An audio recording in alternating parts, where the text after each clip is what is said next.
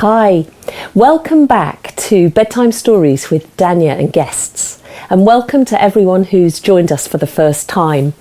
We've got people from all over the country and all over the world joining us, and I'm really thrilled that you're here. I hope you've had a brilliant Easter and that the Easter hare came and visited you. Look what he brought to us. Ooh, how lovely is that? And I have an answer to a riddle for you from last Thursday. And the answer is chilies. Lots of you got this. Thank you for telling us what your answers were, especially to Susan from Devon, Michael from Seattle, and Bram and Davy, also from Devon, who posted on our social media pages immediately after the story to tell us what the answer was. So I know that Sophie's got another riddle for you after this story, and I think we're going to have to make it a bit more difficult, aren't we? Because you're so good at this. Anyway, I'll tell you what the riddle is at the end. Now, when I was thinking about this story, I was sitting in my garden and the sun was shining. It was very beautiful, and I thought, what story might you like? And a little bee came and buzzed around me. And I thought, that's it. The little bee is giving me a story. And this is it. Snuggle down, snuggle up, and let's begin. There was once a generous and rich, wealthy king, King Solomon. But the thing that King Solomon was known for more than anything else was his wisdom. He was known to be one of the wisest, if not the wisest, men in the whole kingdom. And he lived in a mighty palace. And every morning he would get up and stand on his balcony and ponder all of the questions of the affairs of state. And he would look out across his land, across the courtyards and beyond into the villages, and surveyed his whole kingdom. And he would think about this and that and all the things that he had to manage that day. Now, it just so happened that he was staring out into the distance when a tiny little bee landed on his nose. It shocked him and he jumped backwards, and as he did, that shocked the tiny little bee, who stung him. "Ow!" said the king. "Ow, that hurts!" And the little bee buzzed a little way off and circled around the king's head. "Oh, I'm so sorry," said the little bee. "I didn't mean to sting you. You smelled so sweet, and I thought you were a flower, you were so still." And the king was about to bat the bee. And the little bee said, "Please don't hurt me. Please don't punish me. It was a mistake." Now, the king was wise, and he knew that to hurt somebody or to punish somebody because of an accident really wasn't a wise thing to do. And so he said to the little bee, "I forgive you." And the little bee thanked the king, circled twice above his head, and buzzed off. The king forgot about the little bee as he went about his daily duties. And as the weeks passed, the bee was nothing in his mind at all. One day, a mighty Queen of Sheba, came galloping and galloping from a far-off land. She had heard that King Solomon was the wisest of men, and she wanted to see if this was true. She had questions and riddles for him. She wanted to really test his ingenuity and his wisdom and his knowledge.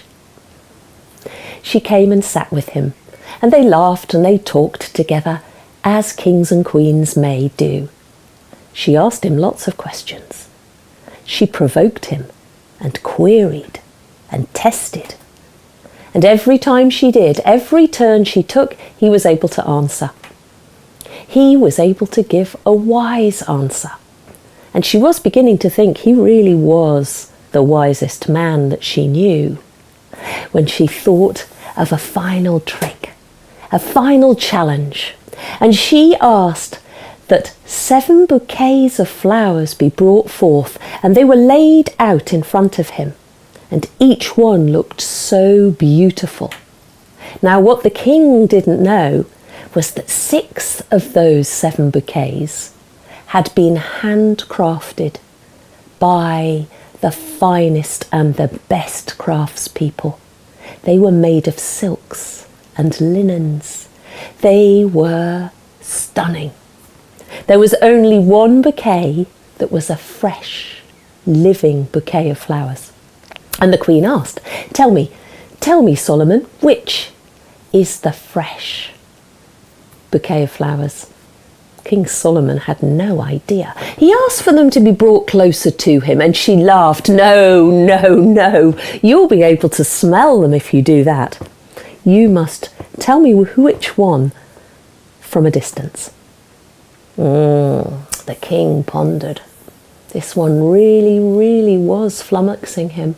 Maybe he wasn't going to succeed. Just when he thought he was going to have to give up, he heard a tiny little buzz, and a bee began to circle above his head. Nobody else noticed. It was a tiny bee, and the little bee then went across to one of the bouquets of flowers and circled above it, unbeknownst to Queen Sheba or any of the other courtiers. And the king smiled and pointed to the fresh bouquet of flowers. He was right. The Queen was amazed. Oh my goodness, I have tested you in every which way. You are wise, Solomon. It is true what they say about you. And the king thanked her. And at the same time, the king also thanked the tiny little bee.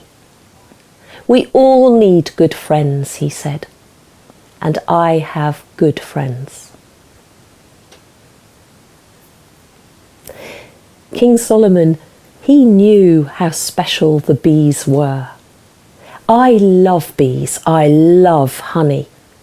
I wonder if you could find a really fantastic, cool fact about a bee and maybe share it with me on our Ask an Adult to post it on my Wizard Presents Facebook page. I would love to hear lots of cool facts about bees because they are really glorious creatures. It's been such a pleasure to share this story with you, and I've got a special treat because tomorrow, Wednesday, we're going to have Welcome Wednesday, when a very special guest is going to share a story with you. And this week, my very good friend, Sophie Aldred, is going to share the giant turnip with you. So if you tune in again tomorrow, you'll be able to hear that fabulous story.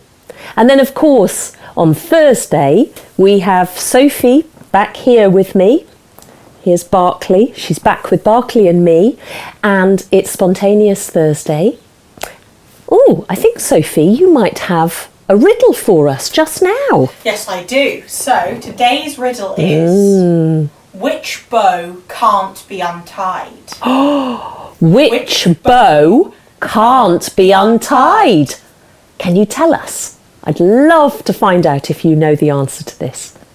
It's been lovely sharing this story with you. Good night. Night.